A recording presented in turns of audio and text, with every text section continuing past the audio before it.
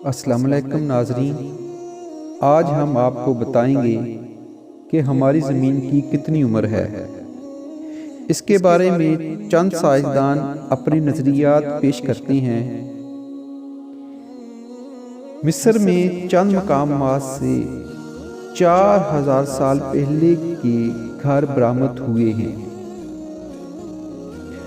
ایک گھر کی دیوار پر اس دور کی زبان میں یہ الفاظ کندہ ہیں: جولیا، میری پیاری جولیا، ایک حسین اور چھوٹا سا نسور ہے۔ ایک اور قبر پر یہ الفاظ منقوش ہیں: اس میں سوائے اس کے کوئی اور عیب نہ تھا کہ یہ مجھے چھوڑ کر چلی گئی۔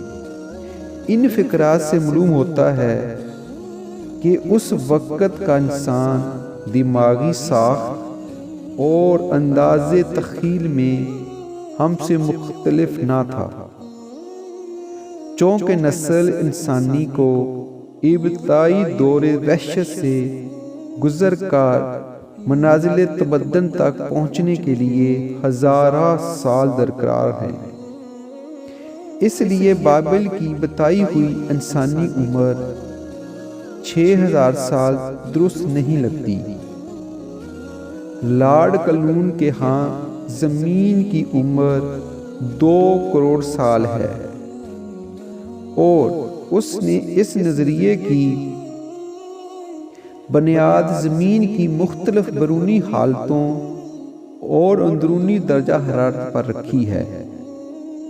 اس کے خیال میں زمین کا بیرونی قشر 20 لاکھ سال میں ٹھنڈا ہوا تھا۔ بعض علماء نے طبقات ارض کی رائے یہ کی ہے: زمین کی اندرونی تہوں میں ریڈیم کی مقدار بہت زیادہ ہے۔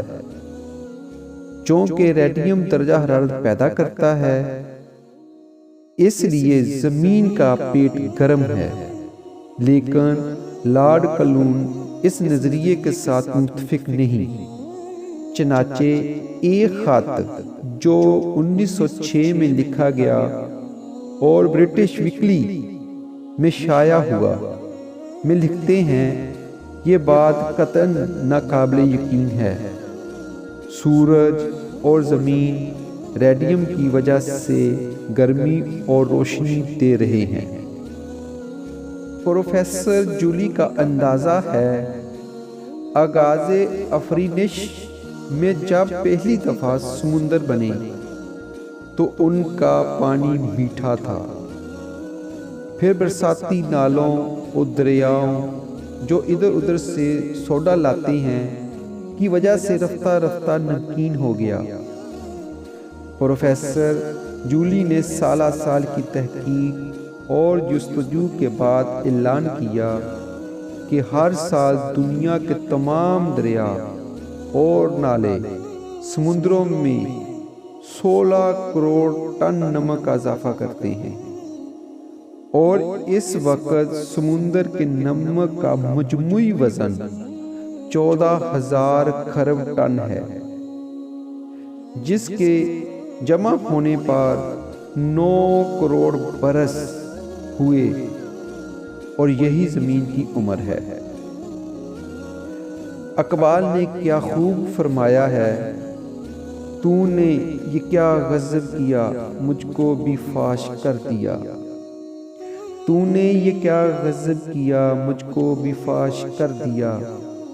میں ہی تو ایک راز تھا سینہ کائنات میں۔